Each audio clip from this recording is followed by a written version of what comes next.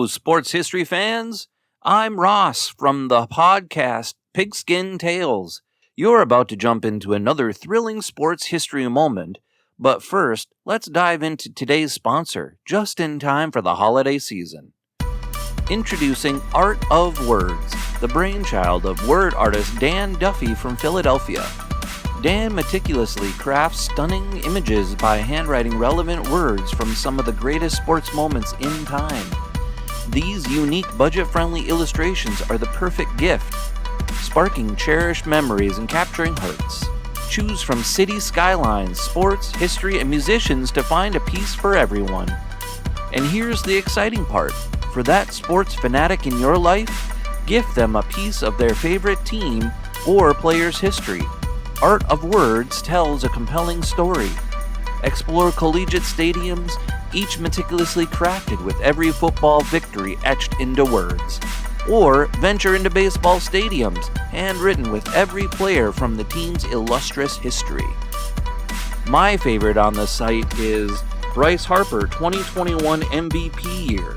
Because I'm a big stats guy, I think that's one of the coolest things ever. Check it out. Don't wait. Order a print today for yourself and your loved one this holiday season. Transform your wall into a gallery of captivating art and surprise your family and friends with a print of their own. Use code SHN15 at artofwords.com for a 15% discount on your order in November and December. Visit Art of Words, where words magically transform into stunning art, evoking cherished memories and touching the hearts of those who you care about. Again, use the code SHN15 for 15% off at artofwords.com.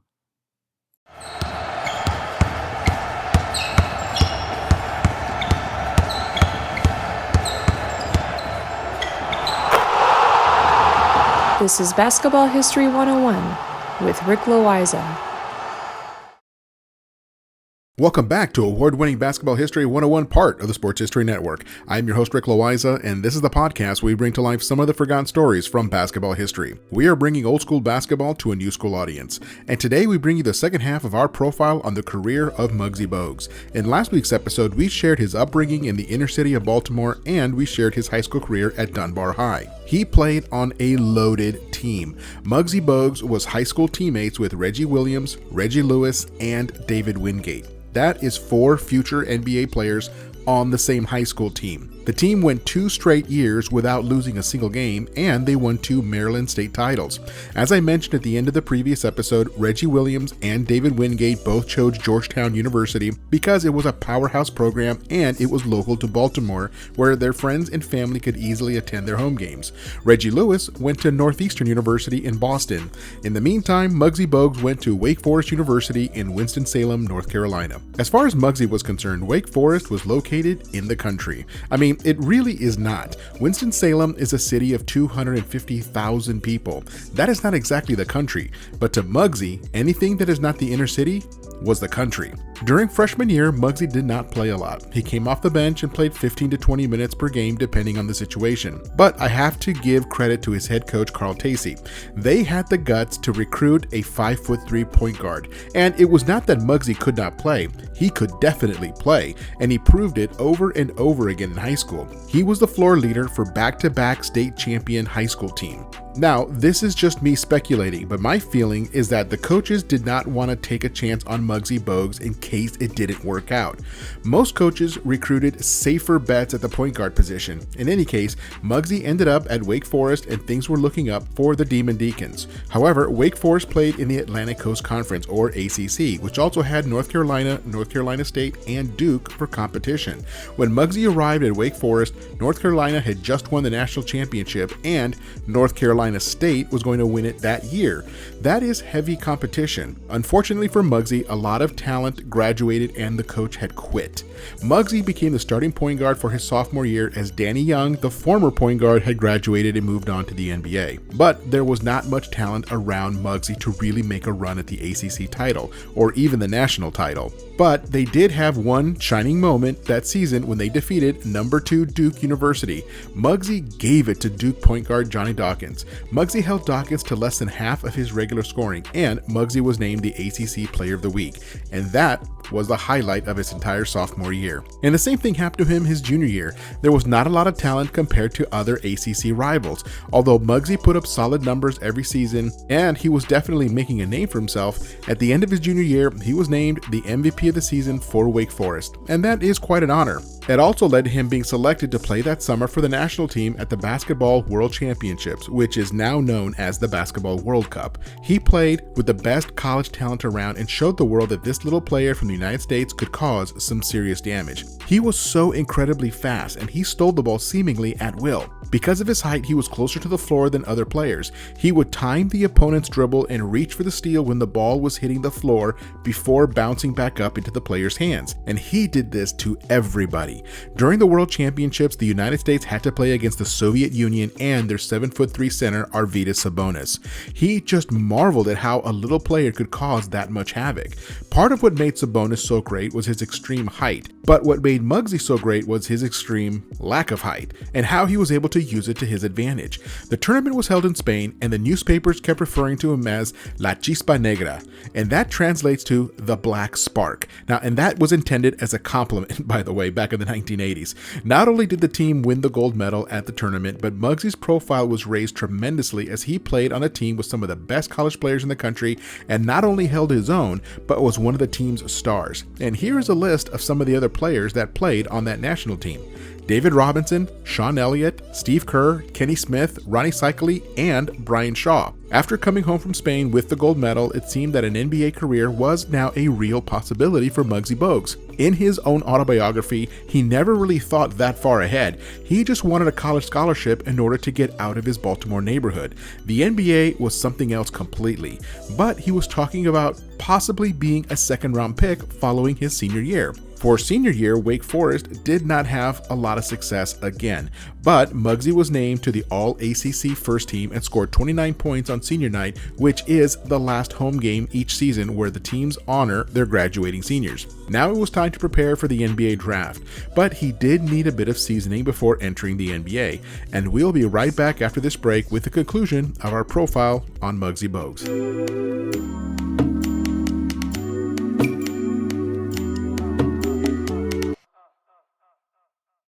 This podcast is part of the Sports History Network, your headquarters for the yesteryear of your favorite sport. You can learn more at sportshistorynetwork.com.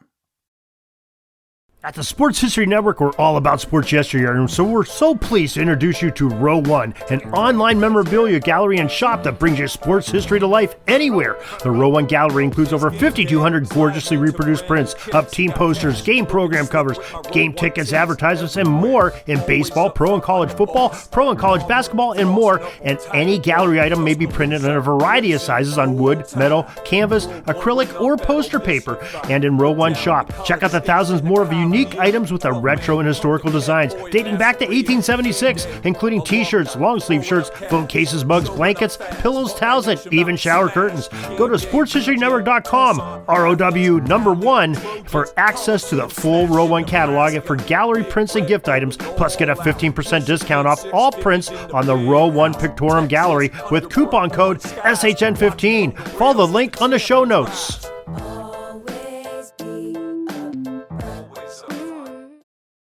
Welcome back to the show, and let us continue with the story on Muggsy Bogues. He just finished his college career at Wake Forest. He also won a gold medal with Team USA at the 1986 World Championships.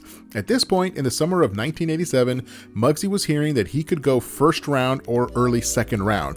However, at every level of basketball, he always had to prove himself over again. It's almost as if the scouts never saw him play before. They saw him dominate his position in one of the toughest conferences in college basketball, but still could not get over the idea that a 5'3" point guard could make it in the NBA. It was the same story that he had heard his entire life. A 5'3" point guard can't make it at the high school level, and then he dominated. A 5'3" point guard can't make it at the college level, and then he dominated. A 5'3" guard can't make it at the NBA. Well, we would see. To get a little bit more development, Muggsy signed on with a team called the Rhode Island Gulls of the United States Basketball League. It was a league where many college players would go to try to improve their draft stock, or for players who still had the dream of playing in the NBA. Well, Muggsy performed well enough to be invited to the official NBA pre-draft camp, and he teamed up with Scottie Pippen from Central Arkansas State University, and their team went undefeated during the scrimmages. Muggsy had proved that he was a legitimate NBA prospect, and now it was time for the draft itself. According to the rumor mill, the two teams that really needed a point guard were the Knicks and the Washington Bullets.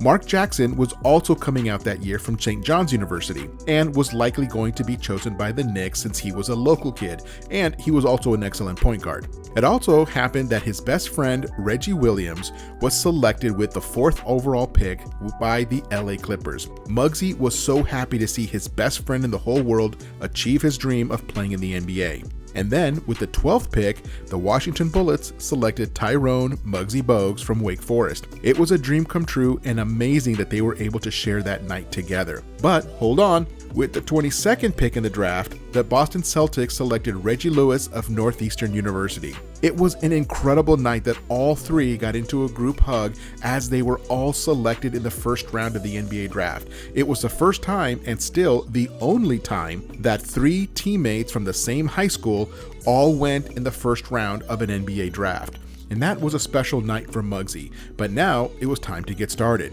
At first, he was not sure about going to Washington. It was essentially going home since Washington, D.C. and Baltimore are so close to each other. The concern was about being pulled back into the rough life of his old neighborhood. He was actually looking forward to going to a different city where he could make a fresh start. But things in the NBA did not go as Muggsy had anticipated. Part of what makes Muggsy so good is his extreme speed. He is so much faster than everybody else. For him to do well, he had to be leading the break. Half-court basketball did not suit his playing style as well as fast-break basketball, like what he played in high school and college. Unfortunately, the Bullets team that he was drafted to had Moses Malone, Manute Bol, an older Bernard King, and Terry Catledge. Not exactly a collection of speedsters. The Bullets offense was a half-court offense and they rarely ran. Muggsy felt stifled in a slow-down half-court style of ball. His numbers were not great and he started wondering how long he would last in the league at this rate. His coach, Kevin Loughery, who is a fine NBA coach, could not get over a 5'3" point guard. He did not give Muggsy a lot of minutes, and Loughery got fired after 27 games. The new coach was Hall of Famer Wes Unseld, and he saw something in Muggsy, which was good for Muggsy, but he could not magically make the rest of the team any younger. They were an older, slower team, and they just could not run a fast break offense. They had to run a half-court style by default. Running a fast break style was just not possible when you had all of these old legs on the team. Now, everyone knew that Muggsy was just not a good fit for the Washington Bullets, so that summer, they left him unprotected in the expansion draft, and just by chance, 2 new teams were coming into the NBA that year as brand new franchises, the Charlotte Hornets and the Miami Heat. When new teams come into the NBA, they hold something called the expansion draft. All of the existing teams can protect 8 players from being taken by the new teams.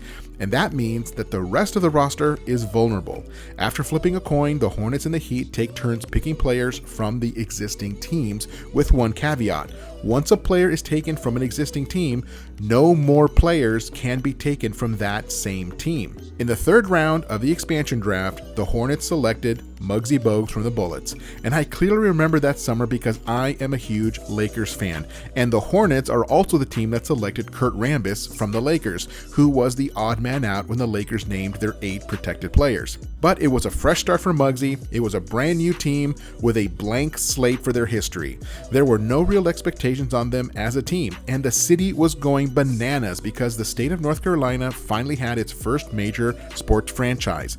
And Muggsy was not a regular starter that first year in Charlotte, but they had guys who liked to run and score a lot of points. The team had Kelly Tripucka, Rex Chapman, Robert Reed, and the aforementioned Kurt Rambis, who all put up double digits in scoring. Now, this was a great situation for Muggsy, even if they did not win a lot. The city loved them, and Muggsy was a huge hit with fans, especially the kids. By his second year in Charlotte, Muggsy had taken over the starting point guard spot and was scoring 10 points and dishing out 10 assists per game. The team was slowly getting better, but because of their poor record, they were able to draft near the top of the order in the next couple of drafts. In 1991, they had the first pick in the entire draft and they took Larry Johnson, who was a beast of a player. In 1992, they had the second pick and they took Alonzo Mourning, who was the defensive presence that the Hornets desperately needed in the middle. In 1993, they made their first trip to the playoffs and were matched up with the Boston Celtics in the first round. The Celtics practically had the entire history of the NBA behind them, as they had 16 championship banners hanging in the rafters. The Hornets were about to play their very first playoff game. And wouldn't you know it, the Hornets won the series and moved on to the second round, where they got knocked out by the Knicks. But the city of Charlotte could not have been happier. They knew that something special was happening. The Hornets made the playoffs 3 out of the next 5 years, but could not do better than the second round. After 9 seasons in Charlotte, Muggsy was traded to the Golden State Warriors, where he came off the bench for about a year and a half. And then he played his final 2 seasons in Toronto, where he came off the bench again and was able to throw a few alley-oop passes to Vince Carter. And then age got to him. He wrapped up his career at the end of the 2001 season, and in his retirement from the NBA, he did a little bit of coaching in the WNBA and some high school coaching. He also dabbled in real estate and invested in a clothing company that specializes in clothes for short people. He still makes public appearances and works for the Charlotte Hornets as a brand ambassador. At only 58 years old, he still has a lot of productive years left in him to continue to work and bring smiles to the faces of Hornets fans. And let's not forget that appearance in Space Jam alongside Michael Jordan. Muggsy was an extremely unique player, and I want to end with a quote by Alan Bristow, his first coach with the Hornets. Here's the quote. "People always say we'll never see another Larry Bird, but I've always felt that we have a better chance of seeing another Larry Bird than we do of seeing another Muggsy Bogues. Nobody has ever done what Muggsy is doing." End of quote. And I have to agree with that. We will see another Larry Bird way before we see another 5'3" point guard like Muggsy Bogues. Well, that is it for today. Join us next time when we share another story from basketball history. That's next time on Basketball History 101, part of the Sports History Network, the headquarters of Sports Yesteryear. Go to sportshistorynetwork.com to find out more about this and other sports history podcasts. If you like what you hear, please hit that subscribe button wherever you get your podcasts. And check out our page on Facebook. It's called Basketball History 101 Podcast. There you will find shorter historical posts as well as comments and discussion starters on today's game. I'll also announce there when new episodes come out. I want to thank my producer and editor, Jacob Loayza. Join us each week as we continue to mine the history of basketball for more great stories from the past. Take care and see you soon.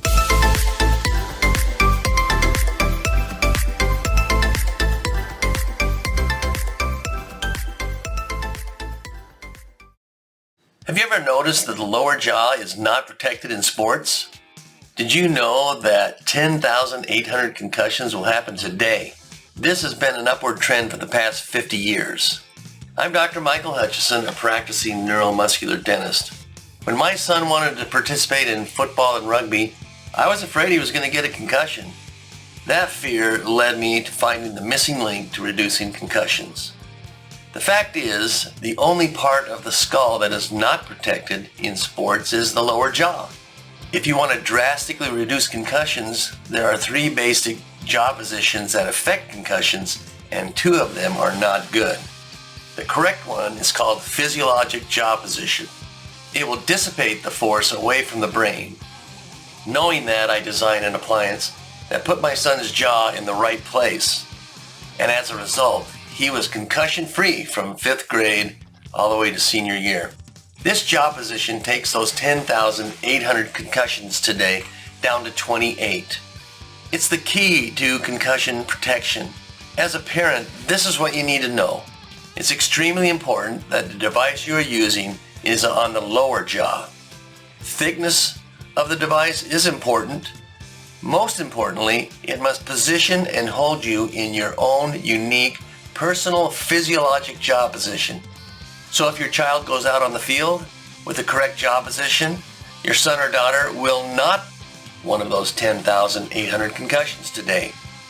Get yours today at powerplusmouthguard.com.